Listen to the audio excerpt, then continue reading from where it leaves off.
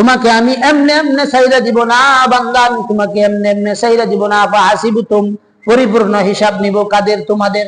আন্নামা খালাকনাকুম আবাসা, তো তোমরা যারা মনে করছো আল্লাহ তাআলা আমাদেরকে বৃথায় সৃষ্টি করেছেন। অনেক মানুষ এই রকম আছে, যা আকাম কুকাম আছে কইরা যায়, মইরা ফেলে, ফুটকিরা ভুল গেলে সমস্যা নাই, আছে না নাই? শাসটলের মুফতিরা এই ফতোয়াগুলো বেশি দেয়।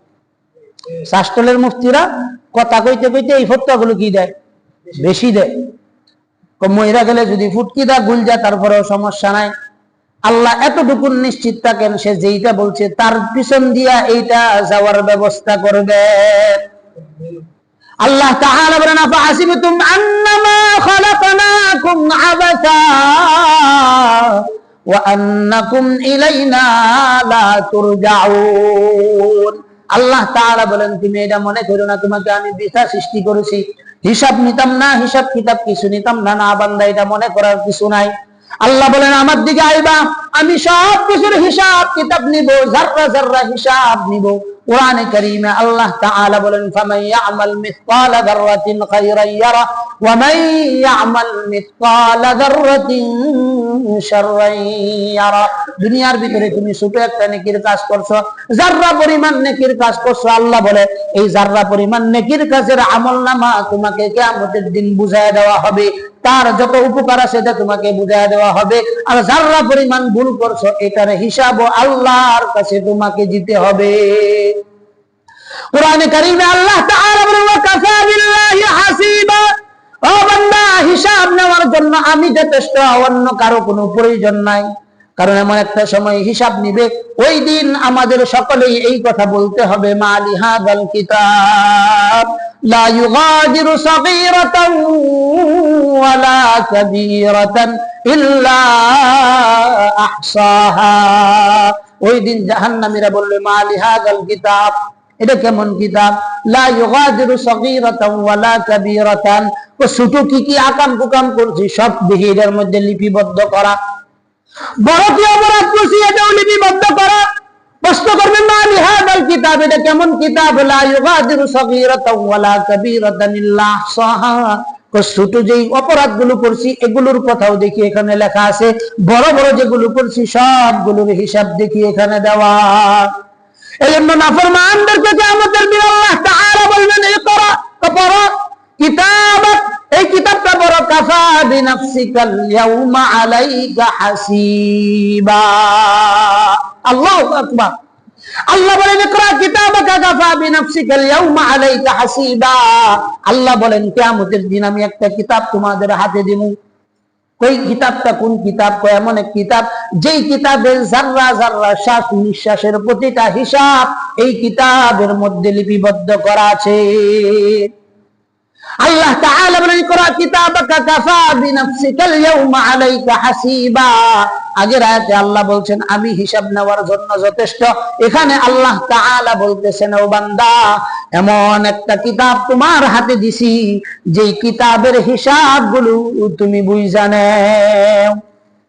এই কিতাব যখন পাবে এমন কিছু মানুষ জান্নাতের ভিতরে থাকবে যাদেরকে আল্লাহ তাআলা জান্নাতে আমলনামা যখন তার হাতের মধ্যে দিবেন, আল্লাহ তাআলা তার ডান হাতের মধ্যে আমলনামা দিবেন।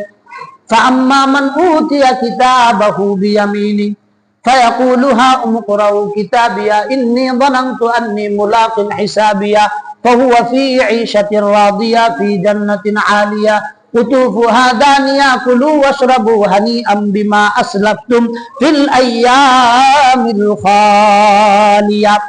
আল্লাহ তাআলা সূরা হাক্কাতের মধ্যে বলেন ফাআম্মা মান উতিয়া কিতাবাহু বিয়ামিনি, ও জান্নাতের ভিতরে হাসরের ময়দানে এমন কিছু মানুষ আসবে যাদের আমলনামাগুলো আমি ডান হাতের মধ্যে দিব। দেখবেন আমাদের সন্তানরা যদি বিসিএস পরীক্ষায় উত্তীর্ণ হয়, উত্তীর্ণ হওয়ার পরে আমরা আমাদের সন্তানদের রেজাল্টগুলো মানুষদেরকে দেখাই, আমরা আমাদের সন্তানদের রেজাল্টগুলো বিভিন্ন বাড়িতে গিয়ে মিষ্টি দিয়ে দেখাই। কিয়ামতের দিন আল্লাহ তাআলা জান্নাতীদেরকে যখন আমলনামা ডান হাতের মধ্যে দিবেন, আল্লাহ তাআলা বলেন ফাআম্মা মান উতিয়া কিতাবাহু বিয়ামিনি ফায়াকুলু হাউম ইকরাউ কিতাবিয়া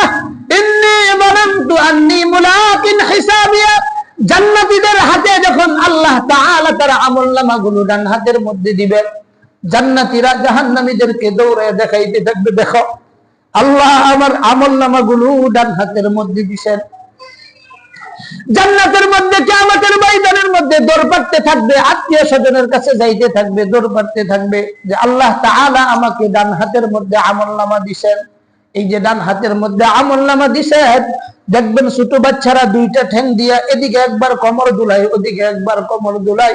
জান্নাতীদেরকে যখন আল্লাহ তাআলা ডান হাতে আমলনামা দিবেন, জান্নাতীরাও এভাবে কোমর দুলায় দুলায় জাহান্নামীদেরকে দেখাইতে থাকবে। জাহান্নামীদেরকে যখন দেখাবে, কিছুক্ষণের মধ্যে জাহান্নামীদের হাতেও আমলনামা দেওয়া হবে। এত কঠিন একটা অবস্থার ভিতরে আমলনামা দেওয়া হবে।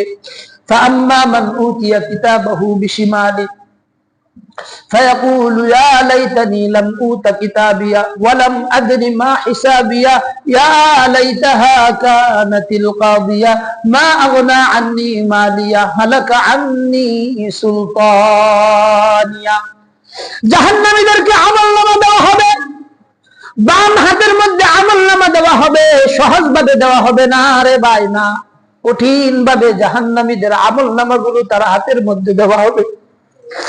হাদিস শরীফে আসছে, রাসূলুল্লাহ বলেন, জাহান্নামীদের আমলনামা যখন বাম হাতের মধ্যে দিবে, ফেরেশতারা হাতটা মুসরায়া এদিক দিয়ে ভিতরে ঢুকাইবে, কলিজা সিরা হাতটা পিছন দিক দিয়ে বের করবে, গারটাকে এমন ভাবে মস্কাইবে, গার মুস্কারি দেখে অন্য জাহান্নাম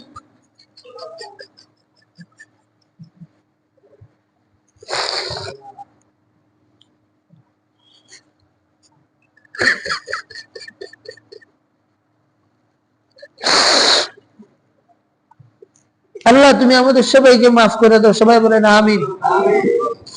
জাহান্নামীদেরকে যখন বাম হাতের মধ্যে আমলনামা দেওয়া হবে, কঠিন একটা পরিস্থিতি হয়ে যাবে, যেই পরিস্থিতির ভিতরে কেউ কারো পরিচয় দিবে না। জাহান্নামী অত্যাধিক লজ্জিত হয়ে যাবে, কাকে দেখাবে, কাকে বলবে। ময়দানটা বড় কঠিন ময়দান, এমন কঠিন ময়দান যেই ময়দানের ভিতরে আপনজন বলতে কেউ থাকবে না। দুনিয়ার ভিতরে যেই সন্তানের জন্য আমি সব কিছু নিজের আরাম ঘুম সব কিছু হারাম করে সন্তানের ভবিষ্যতের জন্য আমি সব কিছু করে যাইতেছি, আল্লাহ তাআলা এই কথাটাও কোরআনে কারীমের মধ্যে বলে দিয়েছেন, ইয়াউমা ইয়াফিরুল মারউ মিন আখিহি ওয়া উম্মিহি ওয়া আবিহি ওয়া সাহিবাতিহি ওয়া বানি। আল্লাহ তাআলা বলেন, জাহান্নামীকে যখন আমি আমলনামাগুলো দিব, দেখাইতে পারবে না, কারো কাছে প্রকাশ করার সুযোগ তার থাকবে না। তখন সে আমলের জন্য অন্য কারো সুপারিশ পাওয়ার জন্য শুধু দৌড়াইতে থাকবে, দৌড়াইতে থাকবে, দৌড়াইতে দৌড়াইতে আল্লাহ তাআলা বলেন, ইয়াউমা ইয়াফিরুল মারউ মিন আখিহি ওয়া উম্মিহি ওয়া আবিহি ওয়া সাহিবাতিহি ওয়া বানি। আল্লাহ তাআলা বলেন, জাহান্নামী দৌড়াইতে থাকবে, সর্বপ্রথম দৌড়াইতে দৌড়াইতে ইয়াউমা ইয়াফিরুল মারউ মিন আখিহি। আল্লাহ বলেন, শুধু দৌড়াইয়া দৌড়াইয়া নিজের ভাইয়ের কাছে যাবে। ওয়া উম্মিহি ওয়া আবিহি, আল্লাহ বলেন মার কাছে যাইবে, বাবার কাছে যাইবে, আত্মীয় স্বজন এমন কোন ব্যক্তি নাই যার কাছে যাবে।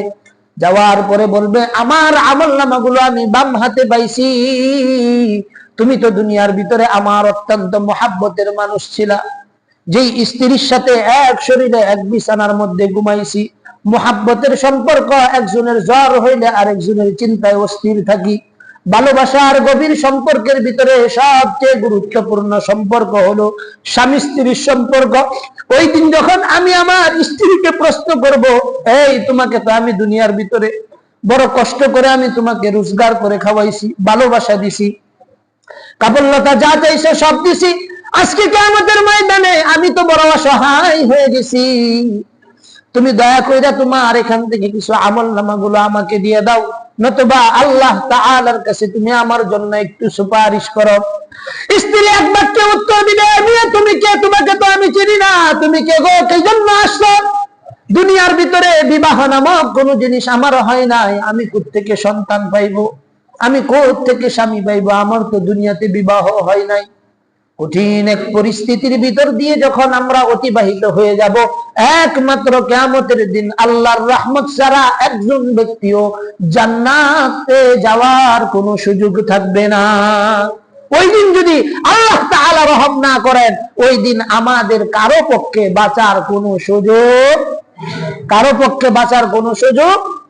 এজন্য প্রিয় ভাই, দুনিয়া আপনার জন্য আখিরাতের সম্পদ অর্জনের একমাত্র মাধ্যম।